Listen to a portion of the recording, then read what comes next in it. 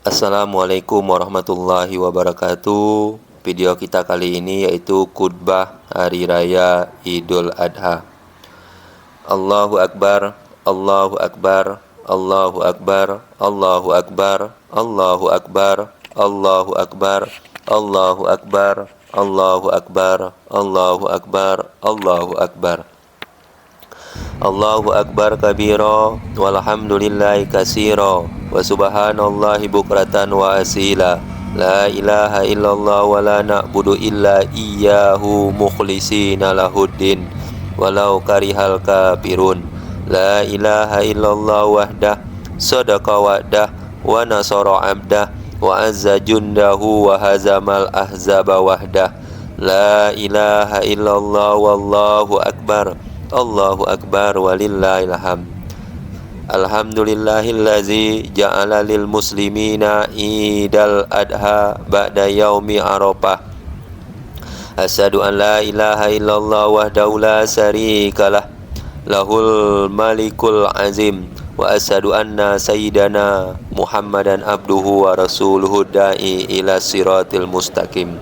Allahumma salli wa sallim ala sayyidina Muhammad salatan tablughuna biha ziyarata baitikal harami wa qabri nabiyyika alaihi salatu wasallam wa ala alihi wa sahbihi tayyibina tahirin amma ba.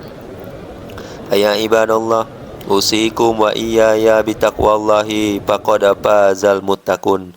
Qala Allah ta'ala fi kitabihil karim, ya ayyuhallazina amanu taqullaha haqqa tuqatih wa la tamutunna illa wa antum muslimun. Ma'asyiral muslimin wal muslimat, jamaah Idul Adha yang dimuliakan Allah. Hari ini di pagi yang penuh dengan getaran takbir, tahmid dan tahlil, kita berkumpul di bawah naungan rahmatnya. Suara takbir yang menggema dari menara-menara masjid bukan sekedar bunyi, melainkan pengakuan lisan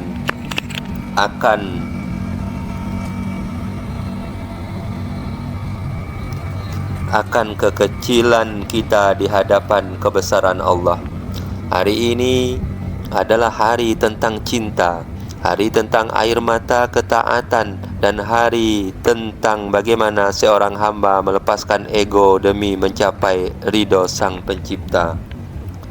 Mari kita sejenak menanggalkan jubah kesombongan kita. Mari kita lepaskan sejenak beban dunia yang menghimpit dada. Mari kita masuk ke dalam relung hati yang paling dalam untuk merenungi makna sebuah pengorbanan. Jamaah yang dirahmati Allah, mari kita buka kembali lembaran sejarah yang paling mengharukan dalam sejarah kemanusiaan. Bayangkan seorang ayah, Nabi Ibrahim alaihissalam, yang telah menanti buah hati selama puluhan tahun hingga rambutnya memutih dan tulangnya melemah. Setelah doa-doa panjang dipanjatkan, lahirlah Ismail. Namun di saat cinta ayah kepada anaknya sedang mekar-mekarnya, Allah memberikan ujian yang di luar nalar manusia. Allah Subhanahu wa taala berfirman dalam surah As-Saffat ayat 102. A'udzubillahi minasyaitonirrajim. Bismillahirrahmanirrahim. Falamma balagha ma'us sa'ya qala ya bunayya inni ara fil manami anni azbahuka fanzur maza tara. Qala ya abati ba'alla ma tu'maru satajiduni insyaallahu minas sabirin. Maka tatkala anak itu sampai pada umur sanggup berusaha bersama Ibrahim, Ibrahim berkata, "Hai anakku, sesungguhnya aku melihat dalam mimpi bahwa aku menyembelihmu. Maka pikirkanlah apa pendapatmu." Ia menjawab, "Wahai bapakku, kerjakanlah apa yang diperintahkan kepadamu. Insya Allah kamu akan mendapatiku termasuk orang-orang yang sabar." Hadirin, renungkanlah dialog ini. Ini bukan dialog tentang kekejaman, melainkan dialog tentang kepasrahan total. Perhatikan panggilan Nabi Ibrahim, "Ya bunayya," wahai anakku tersayang. Sebuah panggilan yang penuh kelembutan. Beliau tidak memerintah dengan kasar, melainkan mengajak Ismail berdiskusi. Dan perhatikan jawab Ismail, "Ya abati," wahai ayahku tercinta. Ismail tidak bertanya, "Apa salahku, ayah?" Dia tidak mengeluh, dia justru menguatkan hati ayahnya. Inilah puncak dari pendidikan tauhid. Ismail menyadari bahwa dirinya bukan milik ayahnya, melainkan milik Allah. Dan Ibrahim menyadari bahwa cintanya kepada Ismail tidak boleh melebihi cintanya kepada sang pemberi Ismail. Pertanyaannya bagi kita hari ini, siapakah Ismail kita? Ismail kita mungkin bukan putra kita. Ismail kita adalah segala sesuatu yang kita cintai secara berlebihan sehingga menghalangi kita dari ketaatan kepada Allah. Mungkin Ismail kita adalah harta yang membuat kita kikir untuk berbagi. Mungkin Ismail kita adalah jabatan yang membuat kita sombong dan sewenang-wenang. Mungkin Ismail kita adalah ego dan harga diri yang membuat kita sulit memaafkan saudara kita. Idul Adha mengajarkan kita untuk menyembelih ego itu. Allah tidak butuh darah hewan kurban kita. Allah tidak butuh dagingnya. Allah berfirman, "A'udzubillahi minasyaitonirrajim. Bismillahirrahmanirrahim. Lan yanalallaha luhumuha wala dima'uha walakin yanaluhut taqwa minkum." Daging-daging unta dan darahnya itu sekali-kali tidak dapat mencapai keridhaan Allah, tetapi ketakwaan darimulah yang dapat mencapainya. Quran Surah Al-Hajj ayat 37. Jamaah yang dimuliakan Allah, kisah Ibrahim dan Ismail adalah potret abadi perjuangan orang tua. Di sekeliling kita atau bahkan di dalam rumah kita sendiri ada Ibrahim masa kini. Lihatlah, seorang ayah yang pergi sebelum matahari terbit dan pulang saat bintang telah menghiasi langit. Kulitnya legam terbakar matahari, tangannya kasar karena bekerja keras. Demi apa? Demi agar Ismailnya bisa sekolah, bisa makan, dan memiliki masa depan yang lebih baik. Itu adalah pengorbanan. Lihatlah seorang ibu yang di tengah malam buta bangun, mengangkat tangan dengan gemetar, menangis dalam sujudnya, "Ya Allah, biarlah aku yang menderita, asal anak-anakku bahagia. Jadikanlah mereka anak yang soleh." Air mata ibu adalah tetesan pengorbanan yang menembus langit. Namun wahai para anak, ingatlah sebagaimana Ismail patuh kepada Ibrahim karena ketaatan kepada Allah. Janganlah engkau menjadi penyebab hancurnya hati orang tuamu. Pengorbanan mereka harus kau jawab dengan bakti dan doa, bukan dengan cacian atau pengabaian di masa tua mereka. Hadirin rahimakumullah, saat kita hari ini duduk dengan tenang, mengenakan pakaian terbaik dan menanti hidangan daging kurban yang lezat, marilah kita sejenak menoleh ke arah saudara-saudara kita di Palestina, di Gaza. Di sana pengorbanan bukan lagi tentang menyembelih hewan. Di sana mereka mengorbankan nyawa, rumah, dan anak-anak mereka setiap detik.